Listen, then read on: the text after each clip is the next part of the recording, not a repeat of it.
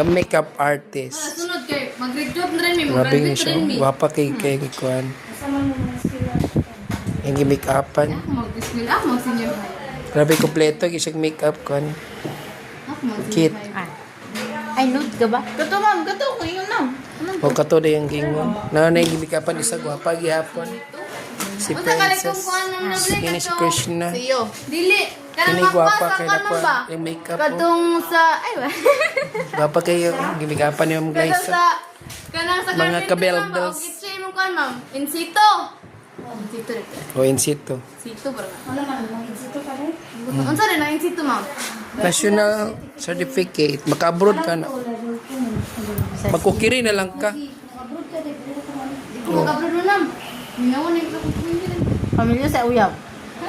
Uyab. Gwapa na kayo ka na. Baby face. Mga gwapa yun yung mga rances. Mag-one ko ma'am, tourism. Mag-flight at Naraan ko. Makeup artist.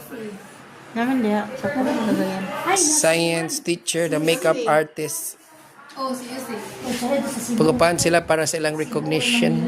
Pero gwapa Ayaw gikisa sana siya dito sa coin kay mag-uyab-uyab na nabala na. Di man ma'am, magbago naman ko ma'am. Ay, pila na niyo ingon sa ako ah. Wala na. Bago na ka. Magbago na. Na-record na. Dapat knowing ka sa mga different languages. More than 3. English mo gina dapat na naging pinaka dapat. English. Filipino, Bisaya.